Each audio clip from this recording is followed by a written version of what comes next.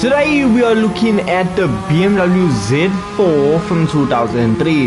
Now last month I said this was the best new car added to the game due to the fact of, well, the cars added with it was the Unimog and the 205 GTI. So yeah, this was the best car added.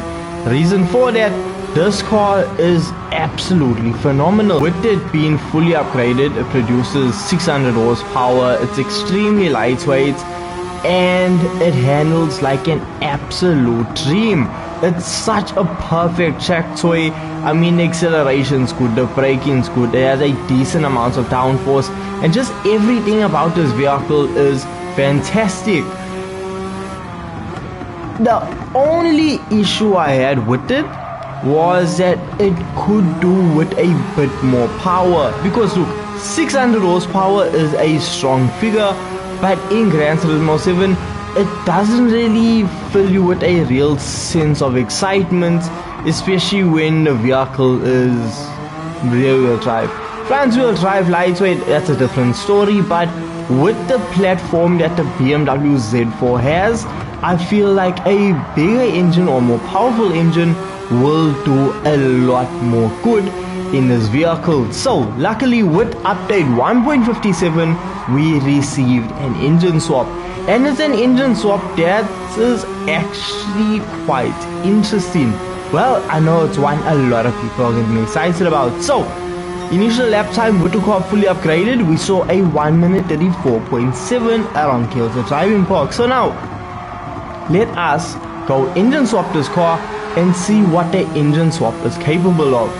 Now the engine swap we have available for this car is actually the 2JZ. Yes, this is the engine coming out of the Mark IV Supra, and straight away the performance stats don't look the best, because with this engine standard it produces 325 brake horsepower, which is a lot less than 600 horsepower. But that's the thing, we still need to upgrade it. So what we're gonna do now is spend our 210,000 credits and then take this vehicle on over to the tuning shop. Now we see, if we come on over to the tuning shop and throw literally every possible upgrade at this BMW to make it as fast as possible, well, we are going to be left with a performance output of 883 brake horsepower and a vehicle that weighs 1100 kg. So the car is still lightweight, produces a lot more power, so it should be a lot more exciting than what it once was. Now look, the BMW Z4 with its standard engine fully upgraded was a real riot. It was fun to have, it was fun to experience, it was so fun to drive. The 50-50 weight distribution just helped so much, and it just made it such an enjoyable experience. Now the biggest part of this engine swap that I need to focus on has to be the acceleration and the way it just reaches its top speed, because the biggest issue with the BM standard engine was just acceleration, and we see now with the 2JZ it has improved, with us now doing over 300 kilometers per hour before we need to slam on the brakes to make it around the first corner is a big improvement. But honestly, handling wise it hasn't changed up the most, and I'm extremely happy about that, because the handling of the BMW Z4, even though it can be questionable at times, it is enjoyable. You can have fun with it, and I'm not really gonna complain about it. It's still a very solid vehicle to use, and we just need to see now with lap times what we are looking at. How big of an improvement over the standard engine does the 2JZ actually make? Now we see coming out Kyoto driving park straight away, we just completed a lap time of a 1 minute 33. And that wasn't even the best lap that this vehicle could possibly do. I can see it going a lot faster, and what we're gonna do now is just see how fast you can actually go. I believe this vehicle with the right driver can easily do a 1 minute 31 second lap. And considering the fact that this is a BMW Z4 from the early 2000s, it's quite remarkable that this vehicle is even able to do this type of speed. Because anything faster than a 1 minute 35 in my eyes is considered a competitive vehicle. It's a vehicle that you can use in races, and you should find yourself having a decent outcome. You can find yourself finishing races in first place. So this BMW right now with the 2JZ is a big improvement. But with saying that, it almost feels the same as how it once was with its standard engine. And look, I know for a lot of people that is completely fine, it's actually what they're looking for. But for me, if I'm gonna engine swap a vehicle, I want to feel a massive difference. I want to feel something completely different, unique, and just so exhilarating to drive that it really makes it worth it engine swapping a vehicle.